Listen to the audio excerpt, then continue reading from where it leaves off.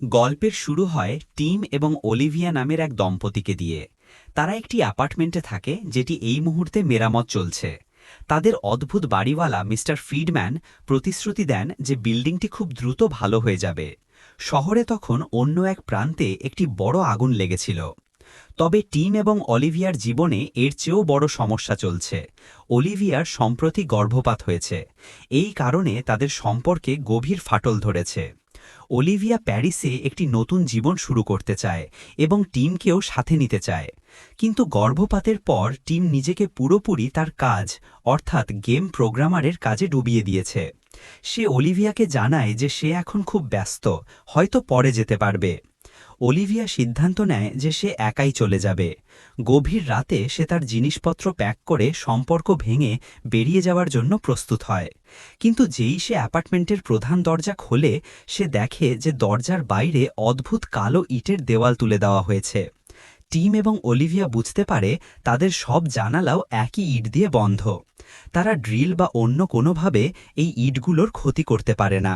Mobile signal নেই, internet বন্ধ এবং জলের সাপ্লাইও বন্ধ।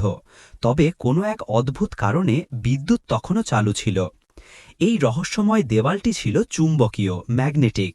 তারা দেওয়ালের ওপর ধাতু রেখে দেখতে পায় চুম্বকত্বের কারণে সেই ধাতু ভায়োলেন্ট বিপরীত দিকে ছিটকে আসে, যার ফলে টিম আহত হয়।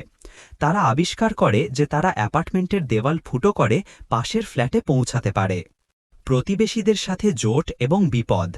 পাশের ফ্ল্যাটে থাকে আনা এবং মার্ভিন নামের এক এয়ারবিএনবি অতিথি দম্পতি। তারা মারা যাওয়ার ভয়ে আরও বেশি করে মাদক সেবন করছিল। পরে টিম ও অলিভিয়া তাদের অ্যাপার্টমেন্টে ঝগড়ার আওয়াজ শুনে জোর করে সেখানে ঢোকে এবং দেখে যে আনা রক্তে ভেসে যাচ্ছে। মার্ভিন টিমকে আক্রমণ করলেও তারা তাকে সামলে নেয়। যদিও আনা জোর দিয়ে বলে যে মার্ভিন তাকে আঘাত করেনি, সে দেওয়াল ভাঙার চেষ্টা করতে গিয়েই ভুলবশত আহত হয়। অলিভিয়া একজন আর্কিটেক্ট হওয়ার সুবাদে পালানোর একটি বুদ্ধি বের করে। সে সিদ্ধান্ত নেয় যে তারা মেঝেতে গর্ত করে বিল্ডিংয়ের বেসমেন্ট পর্যন্ত পৌঁছাবে, যেখানে একটি পুরনো দ্বিতীয় বিশ্বযুদ্ধের বম শেল্টার আছে, যা হয়তো টানেলের মাধ্যমে বাইরে যাওয়ার পথে নিয়ে যাবে। হাতুড়ির সাহায্যে তারা বেসমেন্টের দিকে এগিয়ে যায় এবং প্রথম তলায় পৌঁছে মিস্টার ওন্স নামের একজন বুড়ো মানুষ ও তার নাতনির পাখা পায়। মিস্টার ওন্স প্রথমে বন্দুক তাক করলেও তারা বোঝাতে সক্ষম হয় যে তারা পালানোর পথ খুঁজছে। মিস্টার ওন্সের অ্যাপার্টমেন্টের টিম ধোঁয়া শনাক্তকারী যন্ত্রের মধ্যে লুকানো ক্যামেরা খুঁজে পায়। এরপর তারা বাড়িওয়ালার ফ্ল্যাটে ঢোকে, যেখানে তারা মিস্টার ফ্রিডম্যানকে মৃত অবস্থায় দেখতে পায়। তার হাত দুটো কাটা ছিল এবং সেখানে কেবল রক্তমাখা অংশ দেখা যাচ্ছিল। তারা মিস্টার ফ্রিডম্যানের একটি ডেলি রুমে ঢোকে, যেটি ছিল অসংখ্য মনিটর দিয়ে ভর্তি। এখান থেকেই সে তার ভাড়াটেদের ওপর নজর রাখত। বেসমেন্টের অ্যাপার্টমেন্টে গিয়ে তাদের দেখা হয় ইউরি নামের এক ষড়যন্ত্রতাত্ত্বিকের সাথে। ইউরি বিশ্বাস করত দেওয়ালটি তাদের বাইরে থাকা কোনো রাসায়নিক আক্রমণ থেকে বাঁচানোর জন্য তৈরি হয়েছে। সে দাবি করে তার রুমমেট অ্যান্টন, যে একজন প্রোগ্রামার ছিল, এই রহস্য জানতে গিয়ে অতিরিক্ত মানসিক চাপে হার্ট অ্যাটাকে মারা গেছে। ইউরি তাদের বাইরে বের হওয়ার চেষ্টা করতে বারণ করে। রহস্যের উন্মোচন এবং বিশ্বাসঘাতকতা। সবাই ইউরির কথা না শুনে টানেল ধরে বম শেল্টারের দিকে এগোয়, কিন্তু সেখানেও তারা একই কালো ইটের দেওয়াল দেখতে পায়। হতাশায় মার্ভিন যখন দেওয়ালে গুলি চালায়, তখন বুলেট চুম্বকত্বের কারণে উল্টো দিকে ফিরে আসে, যার ফলে মিস্টার ওন্স গুলিবিদ্ধ হয়ে মারা যান। এরপর তারা মিস্টার ফ্রিডম্যানের মনিটরওয়ালা ঘর ব্যবহার করে অ্যান্টনের ভিডিওগুলো খুঁটিয়ে দেখতে শুরু করে। তারা আবিষ্কার করে একটি ভিডিওতে অ্যান্টন তার ফোন ব্যবহার করে দেওয়ালের একটি অংশ কিছু মুহূর্তের জন্য খুলে দিয়েছিল। কিন্তু দুর্ভাগ্যবশত তারা আরও দেখতে পায় যে ইউরি অ্যান্টনকে গলা টিপে হত্যা করেছিল, কারণ ইউরি চেয়েছিল সবাইকে দেওয়ালের ভেতরে আটকে রাখতে।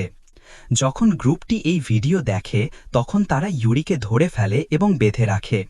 ইউরি স্বীকার করে যে অ্যান্টন সেই কোম্পানির জন্য কাজ করত যারা পারমাণবিক, জৈবিক ও রাসায়নিক হামলা থেকে রক্ষার জন্য এই ন্যানোটেক ইটের দেওয়ালটি তৈরি করেছিল।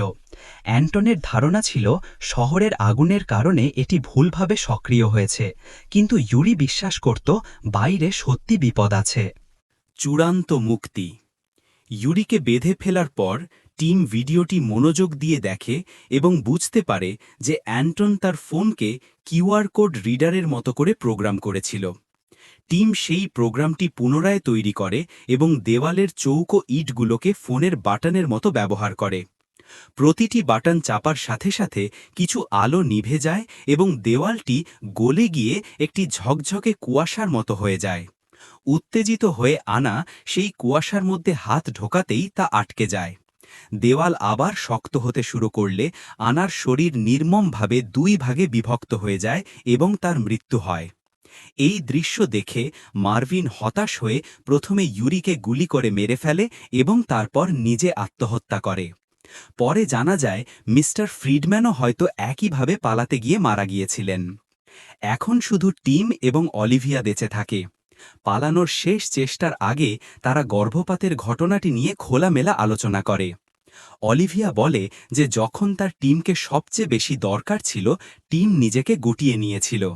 টিম জানায় সে নিজেকে ভাঙা থেকে বাঁচাতে ভেতরে ভেতরে বন্ধ হয়ে গিয়েছিল। মানসিক দূরত্ব কমে আসার পর তারা আবার ভিডিওটি দেখে, সঠিকভাবে কোডটি বোঝার চেষ্টা করে। যখন তারা কোড টিপতে শুরু করে তখন ইউরি আবার হামলা করে। সে আসলে মরেনি। টিম ইউরির সাথে লড়াই করে এবং অলিভিয়াকে চিৎকার করে বলে কোড ঢুকিয়ে দেওয়াল খুলে দিতে। অলিভিয়া কোড ইনপুট করে কিন্তু টিমকে ফেলে পালায় না, বরং সে বড় হাতুড়ি দিয়ে ইউরির মাথায় আঘাত করে। এরপর দুজন মিলে টানেল দিয়ে হামাগুড়ি দিয়ে বাইরে বেরিয়ে আসে। বাইরে এসে তারা দেখে যে কেবল তাদের ভবন নয়, পুরো শহর, প্রতিটি ভবন, রাস্তা একই কালো ইটের দেওয়াল দিয়ে ঢাকা রয়েছে। তারা একটি গাড়ি খুঁজে বের করে এবং সেই তালাবন্ধ শহর থেকে অজানার উদ্দেশ্যে যাত্রা শুরু করে।